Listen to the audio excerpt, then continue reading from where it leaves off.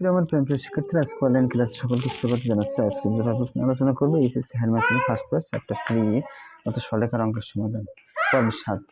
আজকে যে অঙ্কটা সমাধান করবো এতটাই গুরুত্বপূর্ণ যে অধ্যায় যদি প্রথম 5টা অঙ্ক বলি তাহলে প্রথম অঙ্কটা বললে ভুল হবে না, এতটাই গুরুত্বপূর্ণ অঙ্ক। বন্ধুরা অঙ্কটা একটু পড়ে নেই, দেখি কি লেখা আছে। দেখো x + 2y + 7 = 0 রেখাটি দ্বারা অঙ্কদ্বয়ের মধ্যবর্তী খণ্ডিত অংশের মধ্যবর্তী স্থানাঙ্ক নির্ণয় করো। মধ্যবর্তী স্থানাঙ্ক নির্ণয় করে বলছে আবার উপরিক্ত খণ্ডিত অংশের কোন বর্গের বাহুর দৈর্ঘ্য হলে তার ক্ষেত্রফল নির্ণয় করো। এখানে বসো বাবা, বসে দেখো। তাহলে আমাদের এই অঙ্কের নিয়ম হচ্ছে, আমি বলছিলাম প্রথম কোন অঙ্কে যদি কোনো সমীকরণ দেওয়া না থাকে এই অধ্যায়ের অঙ্কে, তাহলে x/a যোগ y/b = 1 ধরে নেবা তোমরা। ওকে, তারপরে a, a, 0 হবে এবং b এর 0, b এর ব্যাখ্যা আগে দিয়েছিলাম। যাই হোক, আজকের ব্যাখ্যা দিব না।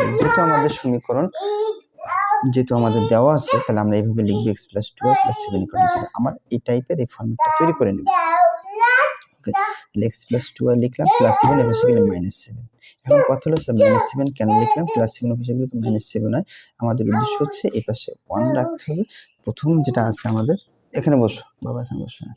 উপরে x থাকবে আর নিচে অন্য কোনো থাকবে, চলক বা সংখ্যা যাই বলো না কেন, এখানে এরকম প্যাটার্ন থাকবে। এখন -7 আছে, -7 দিয়ে আমি ভাগ করলে এখানে 1 হয়, তাহলে -7 দেখে ভাগ, একে ভাগ, সবাইকে ভাগ। তাহলে আমি x/-7 লিখলাম আর y লিখলাম। এই 2টা যদি অর্থাৎ এর সাথে গুণ সম্পর্ক হয়, এই 2টা সম্পূর্ণ নিচে যায়। তার আগেই বলছি y সিঙ্গেল থাকবে। এটা যদি উল্টাই দিই তারপরে একই অবস্থা হবে, মানে কাটাকাটি করলে 1 পাবো। এখন যেহেতু এটা পেয়ে গেছি, তাহলে আমাদের নিয়ম কি বলছে? এর মান কি হবে? a, 0। তাহলে এর মান কত হবে? -7, 0। আর b এর মান কত হবে? 0, b, মানে 0, কত? -7। ওকে, এটুকু আশা করি সকলে বুঝতে পারছো। এই কথাটা তোমরা লিখলে হয়, না লিখলে চলে। ওই রেখাটি x অক্ষে, এটা আমাদের প্রশ্নে লেখা ছিল কি না? না লিখলে চলে, না লিখলে চলে, সমস্যা নেই। ওকে, এত বিন্দুতে ছেদ করে। এখন এই যে মানটা আমরা পেয়েছি ab, এই ab যেটাকে বলা হয় খণ্ডিত অংশের মধ্যবিন্দুর স্থানাঙ্ক, এটাকে বলা হয়। তো মধ্যবিন্দুর স্থানাঙ্ক যখন আমরা বের করব বন্ধুরা, আমরা জানি ভুজ আর ভুজের মান দুইটা যোগ করে 2 দিয়ে ভাগ। সূত্র আছে, সূত্র একই, আমরা সূত্রের কথা বলবো না, ডিফারেন্সিয়েশনে পড়বো। প্রথম মান দুইটা -7 এর যোগ 2 দিয়ে ভাগ করলাম, একইভাবে দ্বিতীয় উপাদান যোগ করে 2 দিয়ে ভাগ।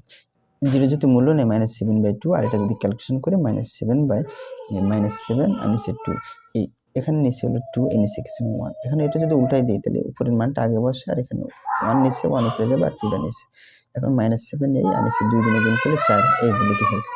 একটা অ্যান্সার কিন্তু আমাদের বলছে, প্রশ্ন বলছে মধ্যবিন্দুর স্থানাঙ্ক আমাদের বের করা শেষ বন্ধুরা। ওকে, আরেকটা বলছে আমাদের যে ab, যে আমরা মানটা পাচ্ছি ab, এই যে আর বি এর বাহুর দৈর্ঘ্য বের করতে হবে আর খণ্ডিত অংশের দৈর্ঘ্য যেটাকে বলা হয়। বের করার পরে এই বাহুর দৈর্ঘ্যকে যদি আমরা স্কয়ার করি তাহলে ক্ষেত্রফল পাবো। ওকে, আমরা শুরু করি। বাহুর দৈর্ঘ্য বের করার সূত্র, এটা বিয়োগ এটা করতে পারো, আবার এটা বিয়োগ এটা, বা এটা বিয়োগ এটা, তোমাদের খুশি। আমি এটা বিয়োগ এটা করবো। তাই 0 সূত্রের মাইনাস আর এই মাইনাস, তাহলে কি হয়? +7 হোল স্কয়ার। একইভাবে যদি লিখি, এটা যেটা আগে লিখছি -7/2 মাইনাস কত 0 হোল স্কয়ার। এন্ড ক্যালকুলেশন করবে তোমরা ক্যালকুলেটর ডিভাইস দিয়ে। আমি এটা ব্যবহার নাই বা করলাম, সাথে সাথে কত হয় 49, কারণ শূন্যের এখানে কোনো ভ্যালু নেই। এখানে যদি ক্যালকুলেশন করি, এখানে যেটা পাবো 49/4। বন্ধুরা এটা তোমরা ক্যালকুলেটর দিয়ে করবা। 4 যদি আমি লিখি, 4 আর 49 গুণ করো, তাহলে 4 নং 3606 হাতে 3, 4 4 16, 19 যোগ 49।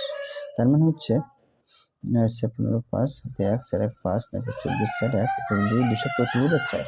এখন এটাকে যদি আমরা রুট করি, 245 রুট করলে অন্য বড় কোনো মান হবে না, এটা আসবে 245 উপরে থাকবে, আর 4 কে রুট করলে আমরা 2 পাবো। এই হচ্ছে আমরা বাহুর দৈর্ঘ্য বের করা শেষ। যেহেতু এবার আমার ক্ষেত্রফল বের করতে হবে, এক কথায় লিখব ক্ষেত্রফল আমি সংক্ষেপে লিখতেছি। কি লিখবো বলো তো? এই যে মানটা আমি বের করেছি এত কষ্ট করে, একে আমি কি করব? স্কয়ার করে দেবো, লিখবো বর্গ একক, যেটা হবে আমাদের সেটা আরেকটা উত্তর পেয়ে যাবো। ওকে, এখন কত পাবো সেটা একটু আমরা দেখি। যে মানটা পাবো আমরা যদি একটু ক্যালকুলেশন করি, তাহলে আমাদের স্কয়ারটা আলাদা করে দিলে কত হবে? 245, আর নিচে কত হয়? 2 2 4। এটা আমাদের উত্তর। এন্ড কেউ যদি বলো স্যার এটাকে আমরা ভগ্নাংশ আকারে অর্থাৎ ভাগ করে করতে, তাও করা যাবে। এত এটা আমাদের অ্যান্সার, বর্গ একক, এটা আমাদের উত্তর। কেউ তোমরা এটা লিখতে পারো অ্যান্সারে, আর কেউ যদি মনে করো স্যার ভাগ করে করো, ভাগ করে করতে পারো, কোনো সমস্যা নেই, দুইভাবে করা যাবে, সমস্যা নেই। এই ছিল বন্ধুরা আজকে ভিডিওটি যদি বিন্দুমাত্র কাজে লেগে থাকে, একটা লাইক কমেন্ট শেয়ার করতে পারো, সাবস্ক্রাইব করো। ধন্যবাদ সকলকে, নেক্সট ভিডিওতে দেখা হবে।